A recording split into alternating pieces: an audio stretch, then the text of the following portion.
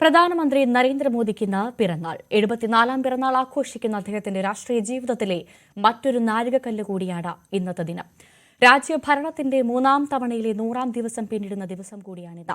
സ്വയം സേവകനായി രാഷ്ട്രീയ പൊതുരംഗത്ത് തുടക്കം കുറിച്ച നരേന്ദ്രമോദി രാജ്കോട്ടിൽ നിന്നാണ് ആദ്യമായി തെരഞ്ഞെടുപ്പിന് നേരിട്ടത്.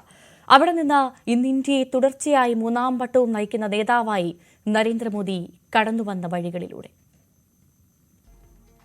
ഇന്ന് നമ്മുടെ പ്രധാനമന്ത്രി നരേന്ദ്രമോദിക്ക് പിറന്നാൾ. 74ാം വയസ്സിലേക്ക് കടക്കുകയാണ്.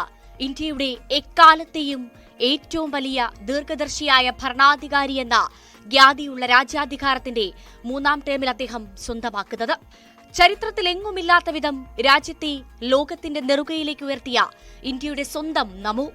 ഇന്ത്യയ്ക്ക് ലോകരാജ്യങ്ങളുടെ ഇടയിൽ നൽകിയ അനിഷേധ്യമായ സ്ഥാനമാണ് പ്രധാനമന്ത്രി എന്ന നിലയിൽ നരേന്ദ്രമോദിയുടെ ഏറ്റവും വലിയ നേട്ടങ്ങളിൽ പ്രധാനം.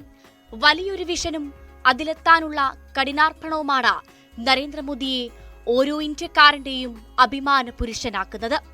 RSS പ്രവർത്തകനായി തുടങ്ങി ഗുജറാത്തിലെ മണിനഗറിൽ നിന്ന് രാജ്യത്തിന്റെ അധികാര സ്ഥാനമായ ഇന്ദ്രപ്രസ്ഥത്തിലേക്കുള്ള നരേന്ദ്രമോദിയുടെ യാത്ര ഒട്ടും എളുപ്പമായിരുന്നില്ല. വലിയൊരു ലക്ഷ്യം മുന്നിൽ കണ്ട നിശ്ചയദാർഢ്യത്തോടുകൂടിയുള്ള കഠിന പ്രയത്നമായിരുന്നു മോദിയെ ഇന്ത്യയുടെ വിജയരഹസ്യമെന്ന് ചുരുക്കി പറയാം. ജനങ്ങളുടെ ഇടയിൽ നിന്ന് ഉയർന്നു വന്ന നേതാവായി ജനങ്ങളുടെ മനസ്സറിഞ്ഞ് നടത്തിയ രാഷ്ട്രീയ പ്രവർത്തനമായിരുന്നു നരേന്ദ്ര ദാമോദർദാസ് മോദിയുടെ കൈമുതൽ.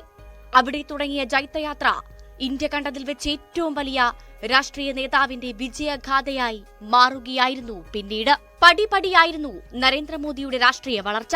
8ാം വയസ്സിൽ RSSന്റെ ഭാഗമായി സ്വയം സേവകനായി വളർന്ന മോദി RSS നിർദ്ദേശപ്രകാരം 1985-ലാണ് മുഴുവൻ സമയ BJP പ്രവർത്തകനായത്. പിന്നീട് പെട്ടെന്നായിരുന്നു ഓരോ പദവികളിലും എത്തിയത്. 1985-ൽ BJP ഗുജറാത്ത് സംസ്ഥാന ജനറൽ സെക്രട്ടറിയായി. 2001-ൽ ഗുജറാത്ത് മുഖ്യമന്ത്രിയായി. നിയമസഭാംഗമല്ലാത്തതിനാൽ രാജ്കോട്ടിൽ നിന്ന് ജയിച്ച നിയമസഭയിലെത്തി. തന്റെ ജീവിതത്തിൽ രാജ്കോട്ടിന് പ്രത്യേക സ്ഥാനം തന്നെയുണ്ടെന്ന് മോദി പിന്നീട് പലവട്ടം ഓർത്തെടുത്തിട്ടുണ്ട്. 2002-ൽ അതേ വർഷം തന്നെ നടന്ന ഗുജറാത്ത് നിയമസഭയിലേക്ക് നടന്ന തെരഞ്ഞെടുപ്പിൽ മണിനഗറിൽ നിന്ന് തിളക്കമുള്ള ജയമാണ് മോദി സ്വന്തമാക്കിയത്. 2007-ലും 2012-ലും വിജയം ആവർത്തിച്ചു. മുഖ്യമന്ത്രി പദത്തിലും മോദി തന്നെ. 2007-ൽ മോദി നയിച്ച BJP ഗുജറാത്തിൽ മിന്നുന്ന ജയമാണ് നേടിയത്. 2012-ൽ ഗുജറാത്തിൽ കോൺഗ്രസിനെ തകർത്ത് തരിപ്പണമാക്കിയായിരുന്നു മോദിയുടെ ജൈത്രയാത്ര. മുഖ്യമന്ത്രി എന്ന നിലയിൽ മോദി ഗുജറാത്ത് മോഡൽ വികസനം രാജ്യമാകെ ചർച്ചയാവുകയും അംഗീകരിക്കുകയും ചെയ്തു. അത് മോദി എന്ന കർമ്മധീരന്റെ വിജയത്തിന് വഴി തുറന്നു. വിദേശ രാജ്യങ്ങളിൽ നിന്ന് പോലും മോദിയുടെ വിജയവഴികൾ പഠിക്കാൻ പ്രതിനിധി സംഘങ്ങൾ ഗുജറാത്തിലെത്തി. ഗുജറാത്ത് മോഡൽ വികസനം രാജ്യത്തിന് തന്നെ അഭിമാനമായി. ഇക്കാലത്താണ് നരേന്ദ്രമോദിയെ രാജ്യത്തിന്റെ പ്രധാനമന്ത്രിയായി ഉയർത്തിക്കാട്ടിയത്. BJPയുടെ ആ രാഷ്ട്രീയ തന്ത്രം വൻ വിജയമായി. 2014-ൽ ലോക്സഭയിലേക്ക് വാരാണസിയിലും വഡോദരയിലും മത്സരിച്ചു നരേന്ദ്രമോദി. വാരാണസിയിൽ അരവിന്ദ് കെജ്രിവാൾ ആയിരുന്നു എതിർ സ്ഥാനാർത്ഥി. വഡോദരയിൽ കോൺഗ്രസിലെ മധുസൂദനൻ മിശ്രയും മോദി തോൽപ്പിച്ചത് ഗംഭീര ഭൂരിപക്ഷങ്ങൾക്കായിരുന്നു. പിന്നീട് വഡോദര മണ്ഡലത്തിലെ MP സ്ഥാനം രാജിവെച്ച വാരാണസി നിലനിർത്തുകയായിരുന്നു മോദി. പാർലമെന്റിൽ ആദ്യമായി BJP ഭൂരിപക്ഷം നേടിയ തെരഞ്ഞെടുപ്പ് കൂടിയായിരുന്നു അത്. 281 സീറ്റുകൾ. സഖ്യകക്ഷികൾക്കെല്ലാം കൂടി 336 സീറ്റുകളും. ഇക്കാലത്താണ് വിദേശ രാജ്യങ്ങളുമായി ഇന്ത്യ മികച്ച ബന്ധം സാധ്യമാക്കിയത്. നിരവധി വികസന പദ്ധതികൾ നടപ്പാക്കി.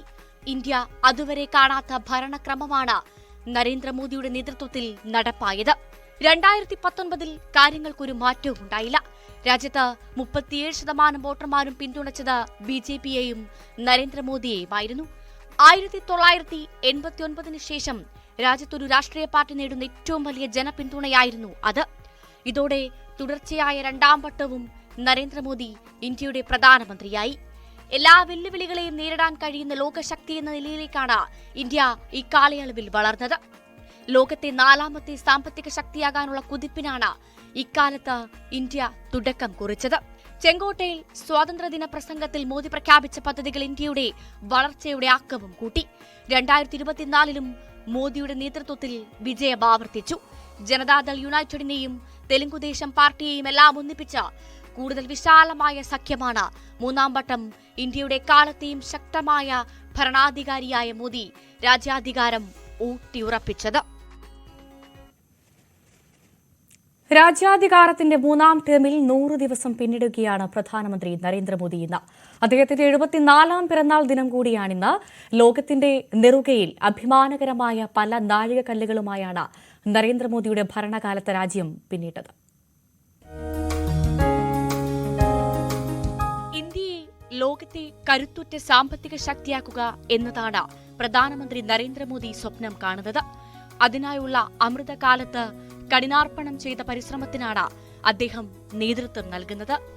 ഓരോ ദിവസവും എന്ന നിലയിൽ വിവിധ മേഖലകളിൽ രാജ്യം കുതിപ്പിന്റെ പാതയിലാണ്.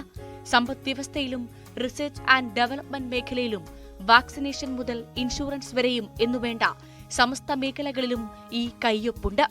ഇന്ന് ലോകത്തെ ഏറ്റവും വലിയ സമ്പദ് വ്യവസ്ഥയാണ് ഇന്ത്യയുടേത്. 16% ആഗോളതലത്തിലെ വളർച്ചാ നിരക്ക്. രാജ്യത്തിന് തന്നെ ലോകത്തിന് മുൻപിൽ തലയെടുപ്പ് നൽകുകയാണ് കേന്ദ്ര സർക്കാരിന്റെ പ്രധാന പദ്ധതികളിലൊന്നായ PM ഗരീബ് കല്യാൺ അന്ന യോജന. 80 കോടി ജനങ്ങൾക്ക് സൗജന്യമായി ഭക്ഷ്യധാന്യങ്ങൾ നൽകുന്ന ഈ പദ്ധതി ലോകത്തെ തന്നെ ഏറ്റവും ബൃഹത്തായ ഭക്ഷ്യസുരക്ഷാ പദ്ധതിയാണ്.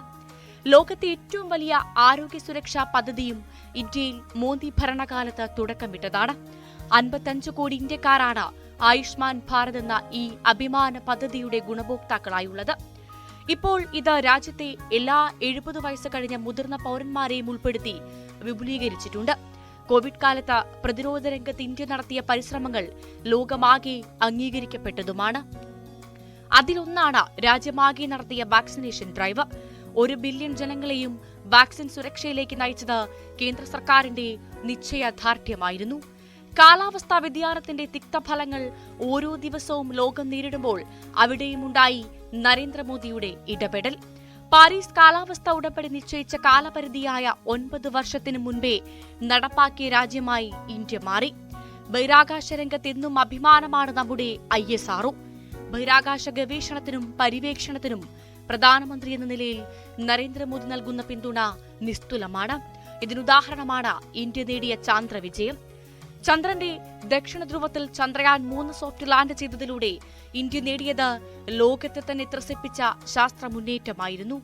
ഇന്ന് നമ്മളെല്ലാം UPI പേയ്മെന്റിന്റെ ആൾക്കാരായി മാറിയതിന് പിന്നിലും ഇന്ത്യയുടെ അഭിമാന പദ്ധതിയുടെ വിജയമാണ്. പ്രധാനമന്ത്രി നരേന്ദ്രമോദി യാഥാർത്ഥ്യമാക്കിയ യൂണിഫൈഡ് പേയ്മെന്റ് ഇന്റർഫേസ് ലോകത്ത് വൻതോതിൽ തത്സമയ മൊബൈൽ പേയ്മെന്റ് സംവിധാനം നടപ്പാക്കിയ ആദ്യ രാജ്യമായി ഇന്ത്യയെ മാറ്റി. ചെറുകിട വ്യവസായികളെ ശാക്തീകരിക്കുന്ന ONDC പദ്ധതിയും ലോകത്ത് തന്നെ ആദ്യമാണ്. സാധാരണക്കാരനെ സമ്പദ് വ്യവസ്ഥയിലേക്ക് ഉൾച്ചേർത്ത PM ജൻധൻ യോജന പോലൊരു പദ്ധതി ലോകത്ത് തന്നെ മറ്റെവിടെയും നടപ്പാക്കിയിട്ടില്ല. രാജസ്ഥാനിലെ ബഡ്ലയിലുള്ള സോളാർ പാർക്കും ലോകത്ത് തന്നെ അത്ഭുതമാണ്. ഒരു പ്രദേശം കേന്ദ്രമാക്കി ലോകത്തുള്ള ഏറ്റവും വലിയ സൗരോർജ്ജ പാർക്കാണിത് ഇന്ന്. ഇന്റർനെറ്റ് കണക്ടിവിറ്റി അതിവേഗത്തിലാക്കിയ 5G ലോകത്ത് തന്നെ ഏറ്റവും ആദ്യം നടപ്പാക്കിയ രാജ്യവും ഇന്ത്യയാണ്.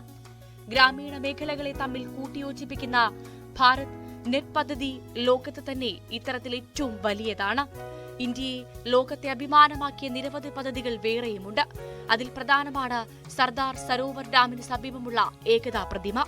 സർദാർ പട്ടേലിന്റെ ഓർമ്മ പുതുക്കിക്കൊണ്ട് നിർമ്മിച്ച ഈ പ്രതിമ ഇന്ന് ഇന്ത്യയുടെ അഭിമാന സ്തംഭമാണ്. ലോകത്തെ ഏറ്റവും വലിയ ക്രിക്കറ്റ് സ്റ്റേഡിയവും ഇന്ത്യയിൽ തന്നെ. അഹമ്മദാബാദിലെ നരേന്ദ്രമോദി സ്റ്റേഡിയം ലോകത്തെ ഏറ്റവും ഉയരമുള്ള റെയിൽവേ പാലമായി മാറിയത് കശ്മീരിൽ അടുത്തിടെ തുറന്നുകൊടുത്ത ചെനാബ് പാലമാണ്. ഇരുദിശകളിലേക്കും സഞ്ചാരം സാധ്യമായ ലോകത്തെ ഏറ്റവും വലിയ തുരങ്കപാതയും നരേന്ദ്രമോദിയുടെ ഭരണത്തിന് കീഴിലാണ് ഇന്ത്യയിൽ യാഥാർത്ഥ്യമായത്. അടൽ ടണൽ 9.02 കിലോമീറ്റർ ദൈർഘ്യത്തിലാണ് ഇന്ത്യയുടെ ഈ അഭിമാന പാത. ഇന്ത്യയുടെയും പ്രധാനമന്ത്രി നരേന്ദ്രമോദിയുടെയും എക്കാലത്തെയും വലിയ അഭിമാനമായിരിക്കും ആധാർ പദ്ധതി. ലോകത്തെ തന്നെ ഏറ്റവും വലിയ ബയോമെട്രിക് ഐഡന്റിഫിക്കേഷൻ സംവിധാനമാണിത്. Research desk, news 18.